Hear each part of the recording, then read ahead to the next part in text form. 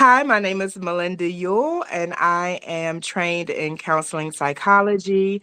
I've worked with both youth and adults in helping them with their mental health support and emotional and spiritual well being. I am trained in several holistic healing modalities, and I bring a full scope of care to the clients that I serve.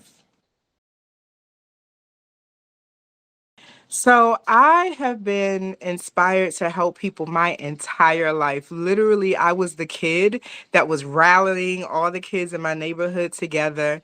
And then when I got to college and I saw that there was a real need for mental health support, I began to study the field.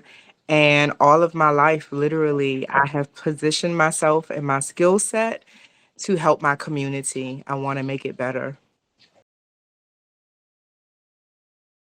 I love to dance. My two-step is solid. I don't even wait for the beat to drop. I'll make the beat come in because I'll just start dancing. Life can be heavy sometimes.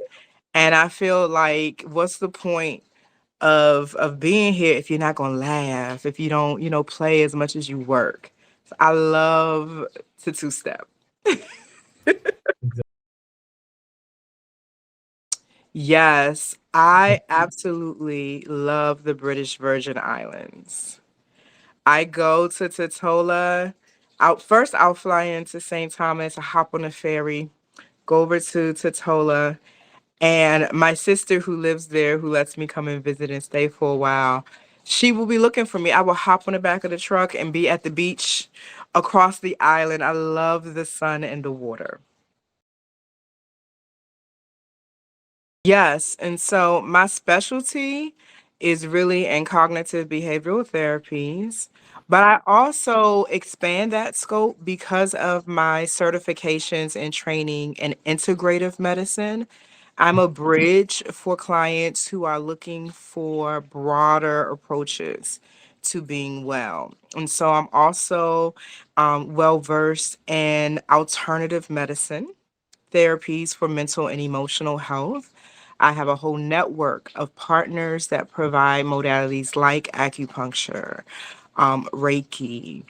If you're interested in EMDR therapies and meditative practices, I believe that our health is not just our physical health, but mind, body, and spirit. And so I am a network of those types of resources to give my clients the best chance at really being whole. Y'all are probably going to laugh at me for this, but I do have a favorite TV show, and it's called Ancient Aliens because I can be a little of a history buff and I kind of like science fiction stuff, right? So I like Ancient Aliens. I'll be watching it like, oh, that's how the pyramids were made from that perspective. That's my favorite show. I know. Who knew? Definitely want to be stuck with my favorite book, which is called A Return to Love by Marianne Williamson. That book has been out for like over 20 years. But I promise you, it looks like my grandmother's Bible. I have like all the stickies sticking out of it and everything. I love that book. And then my second pick would probably be, oh man, I like the book Sacred Woman by Queen Afua because it has all of these remedies for different health things. So just in case something happens and goes down, I want to have at least one book to know how to make something that could help. And then an old book I read in college that I really loved was called Waiting for Godot. And it was like a whole play on this character being the expression of like God and what is it like to wait for that higher knowledge that you feel like you need to get through life and be creative. So that was one of my classic favorites. Oh, my mouth watered just off of the question. So it would be a tie between Caribbean food, Indian food, and African food. Like some good agusi with some pounded yam. What? I'm not even picking up my fork. I'm just right here. It's just gonna look like this. It's just gonna be good eats. But then I also like some butter chicken. I like some Indian butter chicken with rice. But then I love some good oxtail falling off the bone. But it's gotta have the dumplings in it.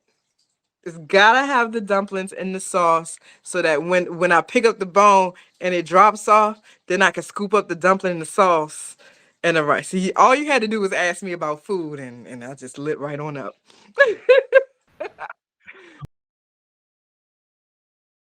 Oh, that's a Gotcha. great question. So I've been supporting my community in this particular way for over 20 years. So when I first got started professionally, I was working with children from the ages of 6 to 17 in the group home space. And it was fascinating to be able to assist in their trauma recovery and filling in the gaps while they were in transitions with their family. Very rewarding work. Then I shifted from that to working with adults with disabilities and helping them with their workforce development. So I was able to be a bridge between them and employers and make sure that they could keep employment and thrive and do well. Sometimes I would go into the home and help them with lifestyle support. So that was rewarding too. And then a few years ago, about 11 years ago, I really zoomed in on supporting adult women because my philosophy is women really do shape and mold the family, the culture, like what starts in the household spills over. And two, so for the past 11 years, I have really zoomed in on helping adult women with their emotional support, their physical and reproductive health, helping them understand how their endocrine system manages their flight and fight responses. And this is what you can do to support that. And then that kind of spilled over into supporting the whole family because women would say, I'm having challenges in my marriage or I'm having challenges with my children. And because of my background and having this full scope in the demographics that I've supported, I've become a resource to really help people plug in where they need the most support. I am fascinated by the mission and vision of this company. And it feels like it perfectly aligns with my skill set and my passion. When I make decisions about what I can do to add value, it has to not only require my skills, but it also has to feel like it's part of my purpose. And I'm really passionate about helping the community be mentally, emotionally, physically well. And so this company is too, and it just feels like it meshes. Yeah, I would start by saying that healing starts with a decision. I think sometimes we create unnecessary pressure because we want to feel better right away. But always keep in mind that the healing process is just that, a process. And the first step to change is awareness. Once you realize I need help, I need to be better, you're already in the process of healing. It starts with a decision, not a feeling. Eventually, if you stick with it, you will feel better.